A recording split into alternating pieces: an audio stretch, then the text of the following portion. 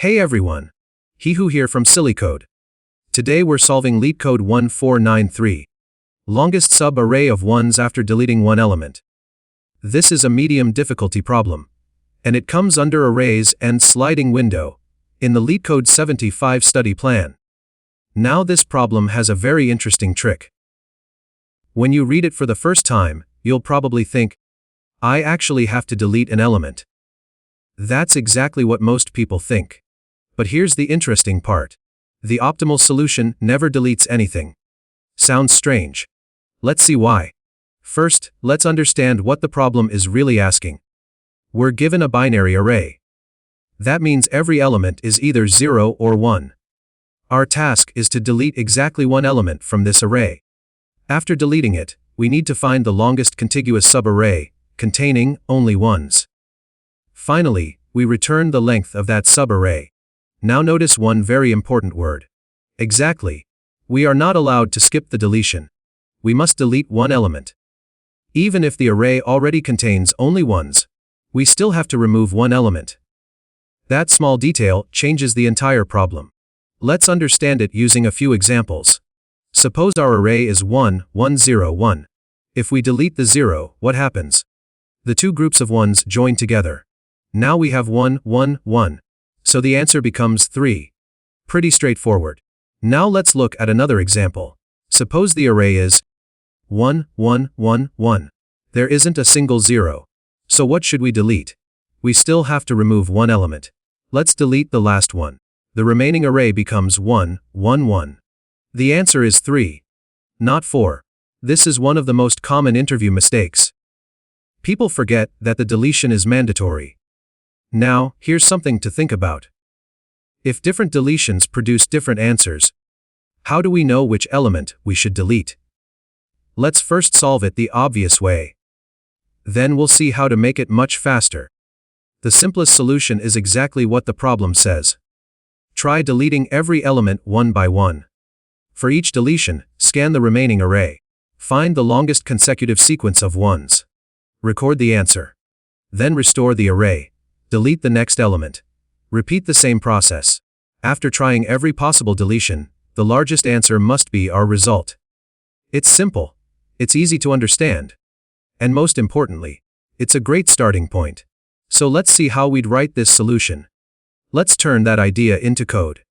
First, we create a variable called maximum length. Initially, it's 0. Now, we try deleting every element one by one. For every deletion, we scan the remaining array. As we scan, we keep track of the current streak of consecutive 1's. Whenever we see a 1, the streak grows. Whenever we see a 0, the streak breaks, and we start counting again. After scanning the entire array, we compare this streak with maximum length. If it's larger, we update our answer. Then we restore the deleted element, move to the next position, and repeat the same process. After trying every possible deletion, we simply return maximum length. The algorithm is easy to write, but let's verify it with a dry run. Let's use a small example. The array is 1, 1, 0, 1. We'll try every possible deletion. First, delete the first one. The remaining array is 1, 0, 1. The longest streak is only 1. Now restore it. Next, delete the second one. Again, the remaining array is 1, 0, 1. The answer is still 1. Now delete the 0. The remaining array becomes 1, 1, 1. Now every 1 is connected. The longest streak becomes 3. That's much better. Finally, delete the last one. The remaining array is 1, 1, 0. Now the longest streak is 2. We've tried every possible deletion. The best answer we found is 3. So the algorithm works. But did you notice something? Every time we delete a different element, we scan almost the entire array again. That feels like we're repeating the same work over and over. Can we somehow reuse what we've already seen? Let's analyze the complexity. Suppose the array contains n elements. We try deleting each element. That's n possibilities. For every deletion, we scan almost the entire array again. That's another n operations. So the total time complexity becomes O of n squared. Now let's talk about space. We only use a few variables to count the current streak and the maximum length. no extra arrays, no additional data structures. So the space complexity is O of 1. The space usage is already great. The problem is the running time. We're solving almost the same problem again and again. Maybe we don't need to simulate every deletion at all. Let's stop thinking about deleting an element. Instead, let's ask a different question. What actually happens after we delete a 0? The two groups of 1's on either side become connected. That's the only thing we really care about. Now here's the interesting part. Do we actually need to remove that 0 from the array? No, we can simply leave it inside our window. Think about it. If a window contains exactly 1 0, we already know which element we're going to delete. That 0. So instead of physically deleting it, we just allow 1 0 to stay inside the window. That's the breakthrough. We never simulate the deletion. We simply maintain a window that contains at most 1 0. Now another question. If our window contains 1 0, what should our answer be? Is it the window length? Not quite. Remember, one element must be deleted.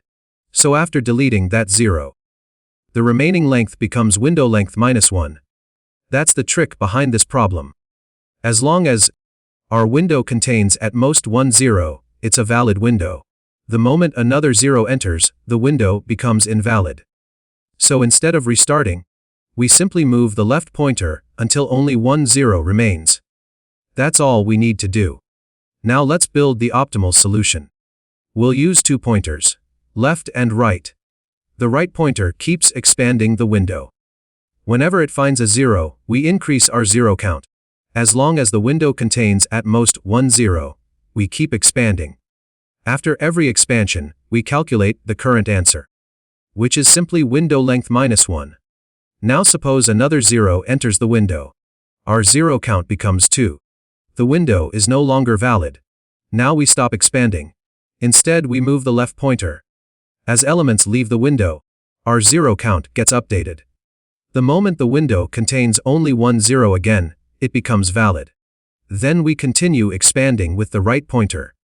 This process continues until we've processed the entire array. Now let's translate this idea into code. Now let's turn that idea into code.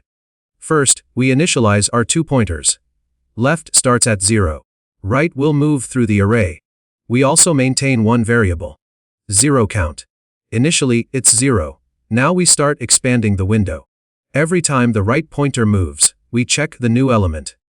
If it's a 0, we increase 0 count. Now we ask one simple question. Is our window still valid? As long as 0 count is less than or equal to 1, the answer is yes. So we calculate the current answer, window length minus 1. Now suppose 0 count becomes 2. The window is no longer valid. So we move the left pointer. If the element leaving the window is a 0, we decrease 0 count. We keep shrinking until the window becomes valid again. Then we continue expanding with the right pointer. After processing the entire array, maximum length contains our final answer. Let's use the same example, 1101. Initially, both pointers start at index 0. The first element is 1. 0 count is 0. The window is valid. Its length is 1. After deleting one element, the answer for this window is 0. Now move the right pointer. We see another 1. The window length becomes 2. So the current answer becomes 1. Move again. Now we reach a 0.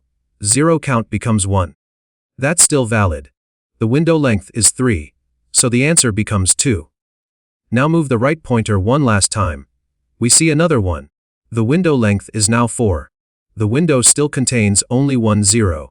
So it's still valid. After deleting that 0, the answer becomes 3. That's our best answer. We've reached the end of the array. So the final answer is 3. Let's analyze the complexity. The right pointer moves across the array only once.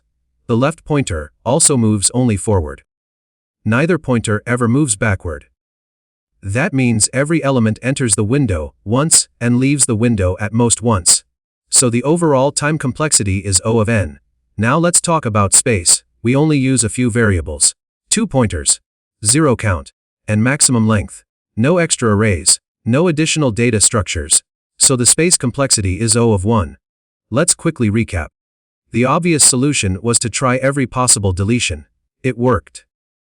But it solved almost the same problem again and again. The breakthrough came when we changed the way we looked at the problem. Instead of actually deleting an element, we allowed 1, 0 to stay inside the window. As long as the window contained at most 1, 0, it represented a valid answer. And because one element must be deleted, our answer was always window length -1. That's the interview pattern to remember.